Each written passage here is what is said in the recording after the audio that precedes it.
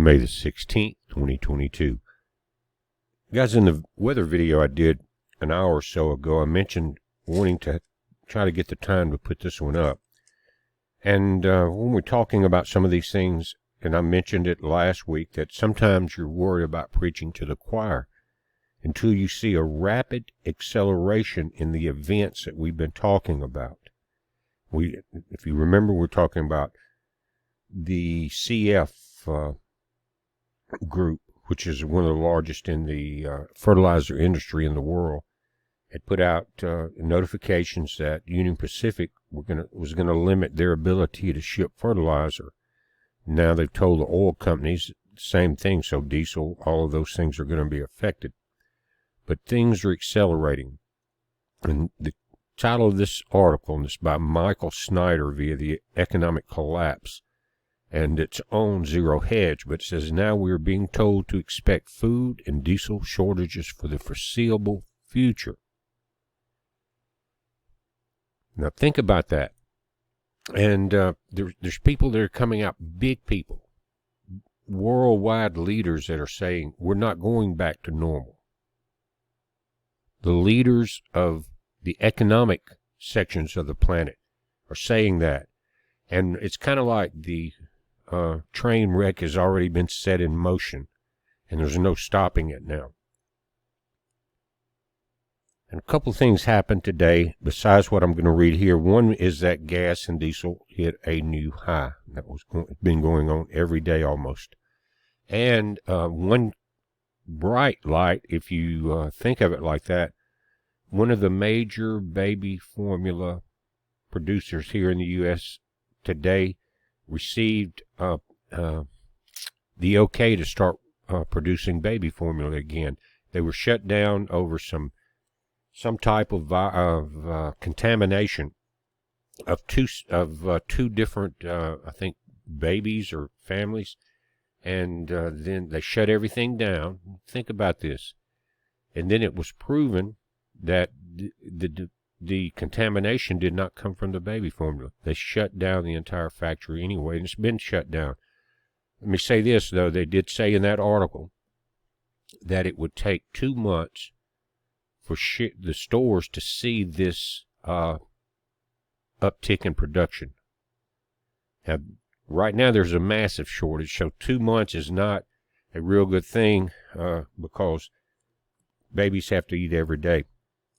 But guys, I remember growing up, there was no baby formula. You know, you had your mother's milk, and before long you were getting mashed, just like baby food, you were getting mashed up butter, beans, and peas. Most of you guys, especially in the South, know about this. Mashed up apples, applesauce, whatever it takes. And I've read comments, to be honest with you, that kind of threw me off, because they're saying, well, my kid's 1.5 years old and I can't find any formula. Man, if you're still feeding your kid formula at 1.5 years, there's something wrong with you. And probably something wrong with the kid. But let me continue here. It says, if you think the food and diesel shortages are bad now, then you will be absolutely horrified by what the globe is experiencing by the end of this year. All over the planet, food production is being crippled by unprecedented confluence of factors. The war in Ukraine, extremely bizarre weather patterns, nightmarish plagues, and a historic fertilizer crisis have combined to create a perfect storm that isn't going away anytime soon. As a result, the food that won't be grown in 2022 will become an extremely severe global problem by the end of this calendar year. Global wheat prices have already risen by 40% in 5 months. But this is just the beginning. Meanwhile, we're facing unthinkable diesel fuel shortages in the U.S. this summer. And as you will see below, there are no plans to increase refining capacity in this country for the foreseeable future. Guys, Ukraine basically is not planning this year. You know, there's a big conflict there. But did you know they're the #1 exporter of wheat? India's right up there with them. They just announced they're not exporting. They've grown some, but they're afraid of their their population starving, so they've shut down that wheat export. So think about it. Ukraine, number one producer, not only not planting, they're not exporting, and because they're not planting, you're going to have a crippling winter. But next year, guys, a lot of times that wheat is stored, it is put up, it kind of like Joseph in the Bible, and you can use it out of the silos. But here, it's not even happening. This war, which is being pushed, think about this on the New World Order scale, by Europe and by the West, including us, has brought a halt to this major wheat production section of the planet. Do you think that's by design? I'll ask you, you decide. In the months ahead, food production is going to be way below expectations all over the globe. The following summary of what farmers are currently facing comes from Zero Hedge. Across the world, top wheat-producing regions are experiencing adverse weather conditions that could threaten production. In places like Ukraine, a military invasion has slashed production significantly. Guys, that's significantly, from what I understand from some people in the know that I heard today, that production is not happening at all. All of this suggests the world is on the cusp of a food crisis. Droughts, floods, and heat waves have plagued farmlands in the U.S., Europe, India, and China. As for Ukraine, the world's largest wheat producer, the war could slash production by upwards, again, of a third, but I think it's much worse than that. Again, India has decided to ban all export of wheat. India, the second largest producer of wheat, so we got number one and number two down, has banned exports of the commodity due to the risk to its food security.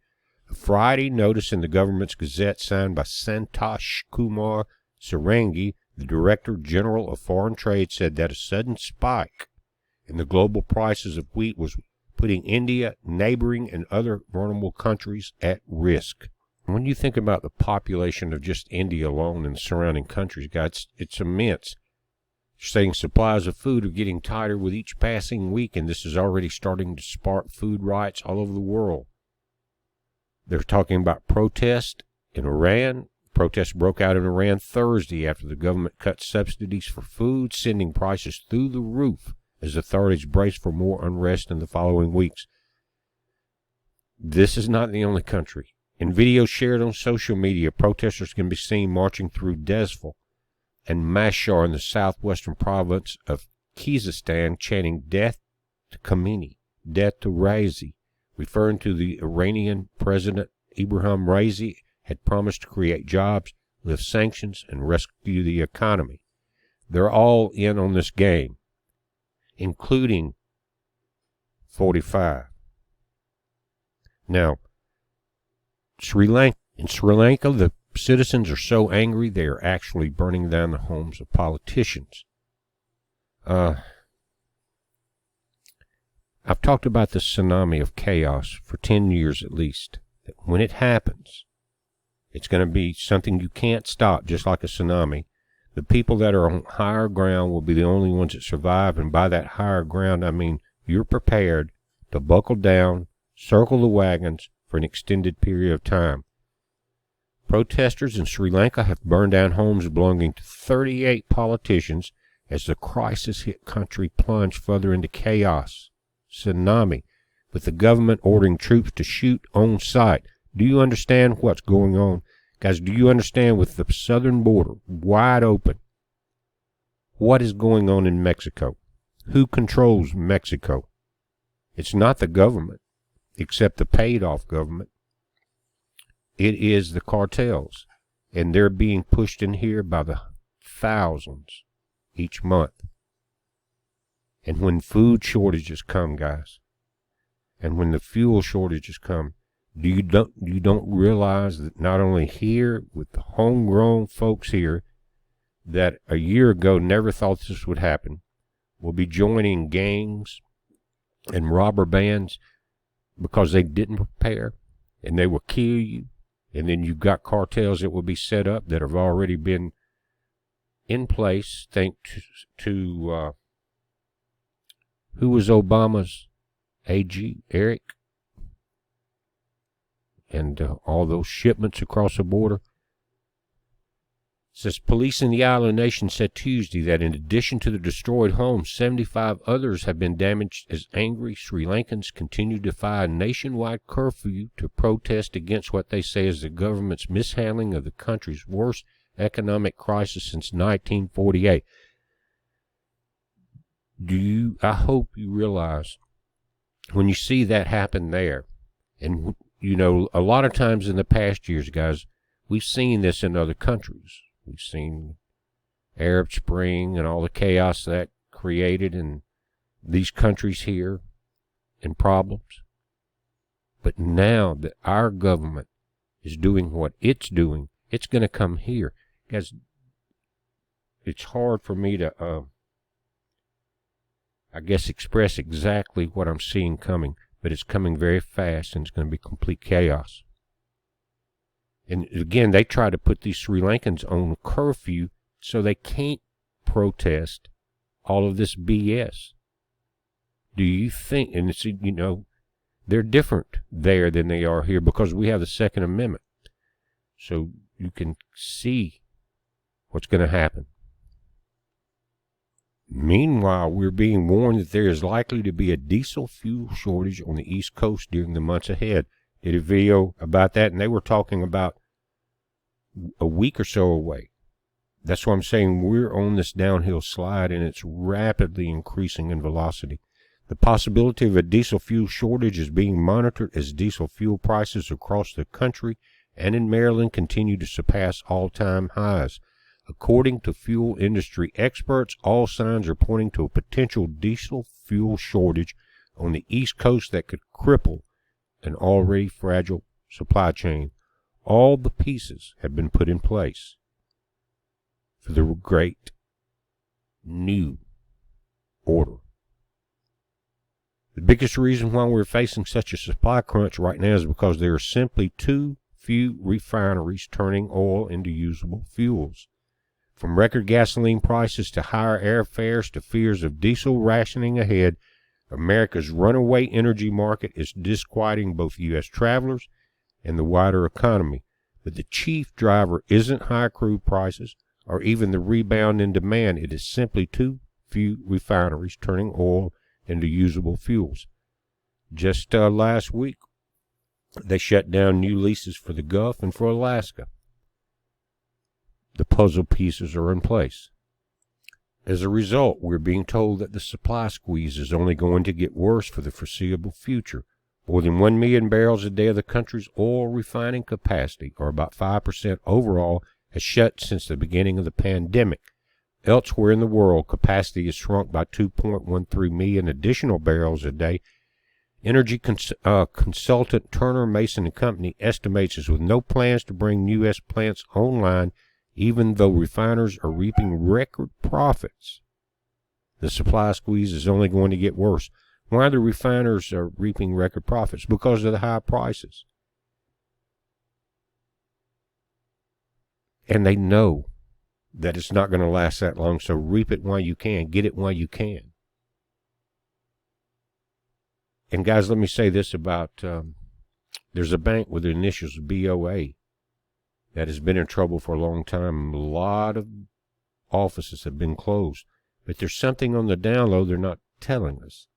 And that is they're trying to handle a controlled bankruptcy.